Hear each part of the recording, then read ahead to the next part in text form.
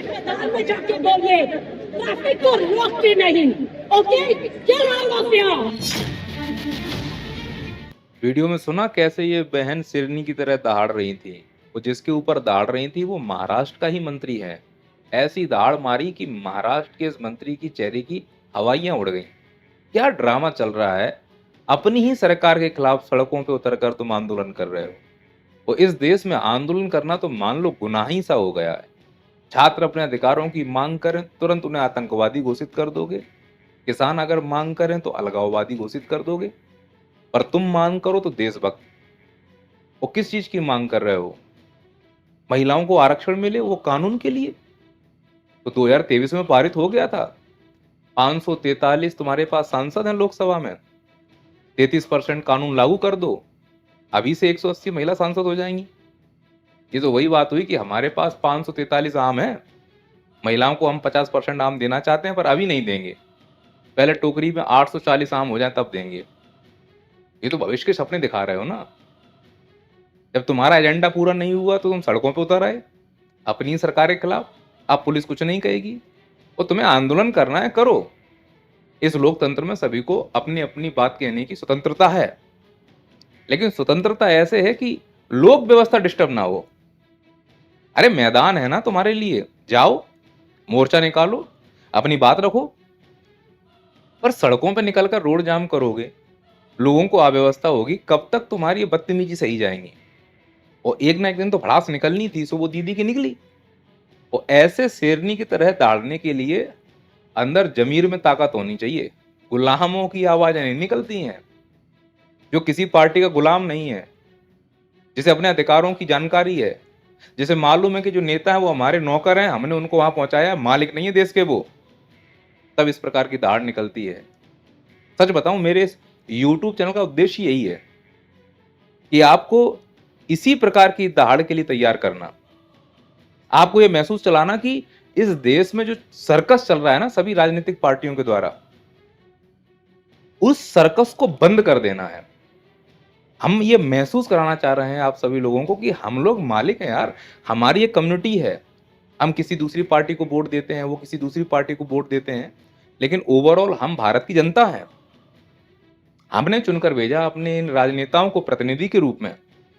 जाओ हमारे लिए कानून बनाओ, अच्छा देश बनाने के लिए कानून बनाओ। इन लोगों ने क्या किया? बेईमानी। वहां गए, अपने अपने अच्छाई के लिए कानून बनाया है। प्रोटोकॉल हो गया, फ्री में राशन हो गया, फलाना ठिकाना, सब सुविधाएं इन लोगों को मिल रही हैं।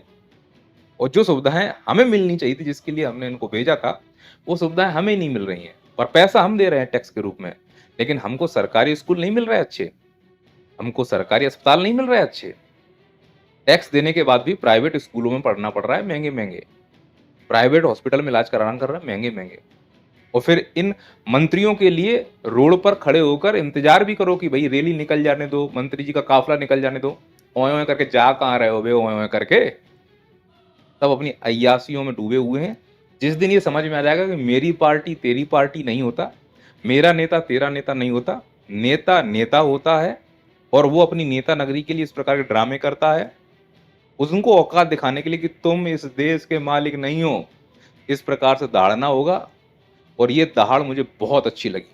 लेकिन दुर्भाग्य है कि गुलामों के सिर जो झुके हुए हैं वो कैसे उठ जाएं, क्योंकि एक पार्टी का नेता गलत करता है, दूसरी वाला आके कहेगा देखो तुमने गलती की है। सब एक ही हमाम के चट्टे बट्टे हैं, हमाम में सब नंगे हैं। यकीन नहीं तो ऐसे समझो, ये है हिमाचल प्रदेश के मुख्यमंत्री सुखविंदर सिंह सुख। हिमाचल प्रदेश पूरी तरह से घाटे में जा रहा है। 500 रुपए की कमाई है, 2000 रुपए खर्चा, ऐसे समझो। मुख्य बजट के बराबर अनुपूरक बजट आ चुका है। सैलरी दे नहीं पा रहे हिमाचल प्रदेश के कर्मचारियों को, लेकिन सब्सिडी दनादन बांटी जा रही है। कहां से आ रहा है ये कर्जा? कौन चुकाएगा? याद रखना है, ईएमआई तुमको भरना है। तुम करते क्या हो? प्राइवेट जॉब, सरकारी तो है ही नहीं इस देश में, वो है तो उन्हें पेमेंट नहीं मिल रहा। तो तुम करते क्या हो? या तो टीचर हो, या प्लॉटिंग करते होगे, या जोमेटो स्विगी में काम करते होगे, या किसी प्राइवेट नौकरी में वहां पर जूते घिस रहे होगे, गालियां खा रहे होगे। लेकिन घर पे आने के बाद मेरी ये पार्टी, मेरी वो पार्टी, मेरा ये नेता, मेरा वो नेता, दिमाग में है ईएमआई भरनी है, बच्चे की कोचिंग की फीस भरनी है।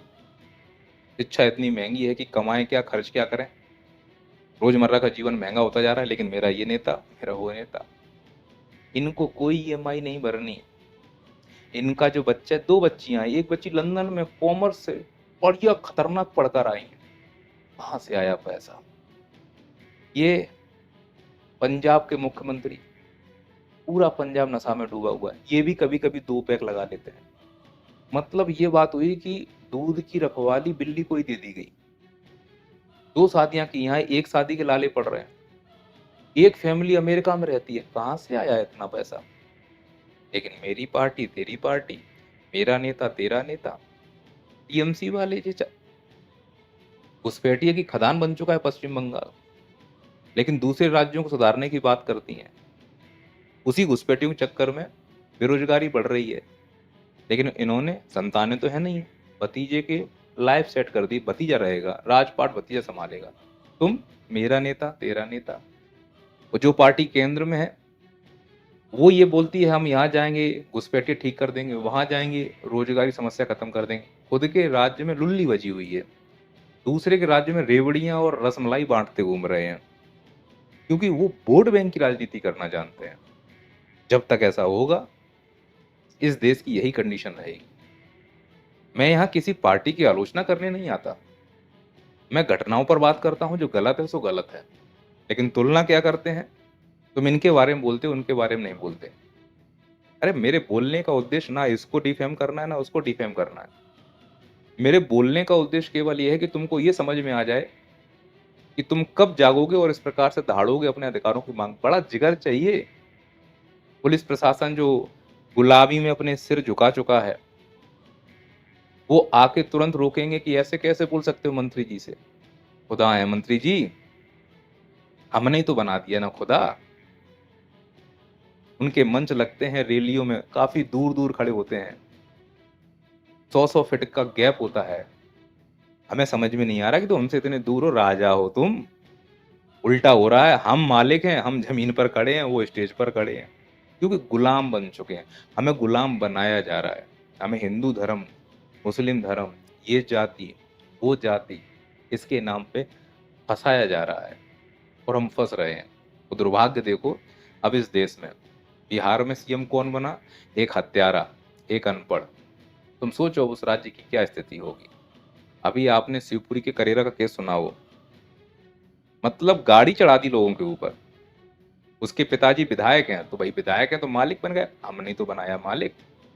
वो कह रहा है कि अब मेरा हाथ 2.5 किलो से बढ़कर 250 किलो का हो गया है। मेरा मुक्का 2.5 किलो का था पहले, जब मैंने उसमें क्या कहते हैं सिपरी में जब इसको ठीक किया था, अब हो गया है ये 250 किलो का। बताओ, ऐसे अनपढ़ों का हाथ 2.5 किलो से बढ़कर 250 किलो हो गया।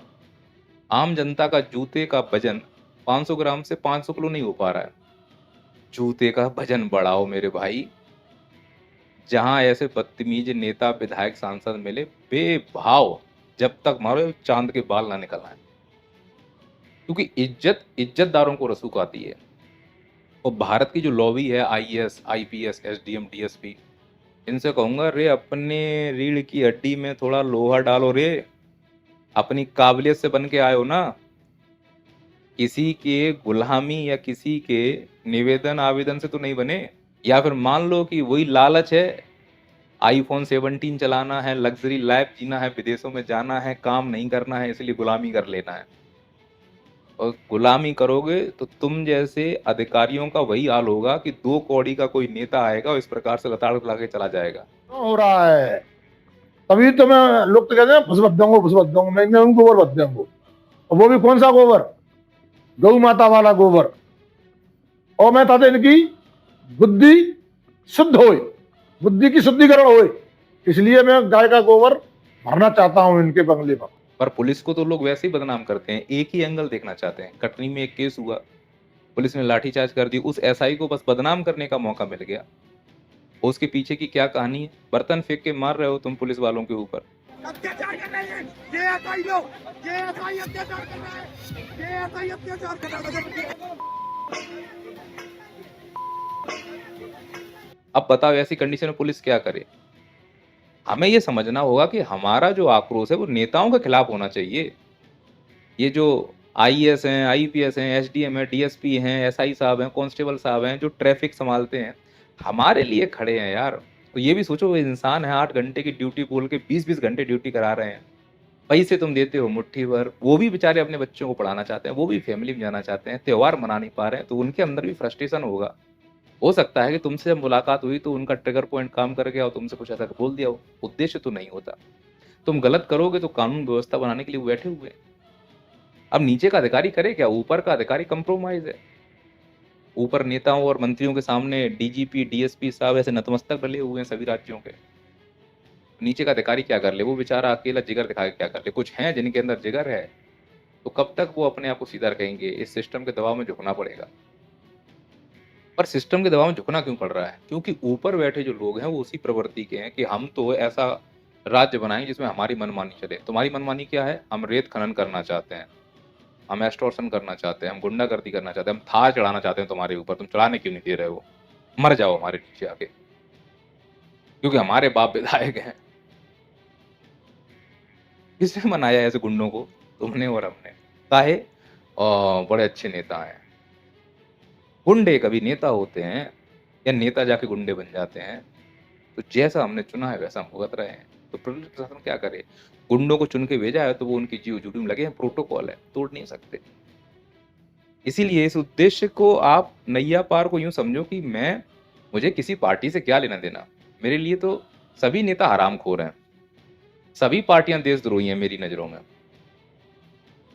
कोई भी आएगा नोचेगा खरोचेगा, पार्टी बदलने से देश नहीं बदलेगा, आवाज उठाने से देश बदलेगा। जो भी बैठे, आओ बेटा क्या कर रहे हो ये बताओ, भौकाल मत मचाओ, काम बताओ क्या कर रहे हो। बस वही आवाज उठाना हमें सीखना है, जैसे बहन जी ने उठाई।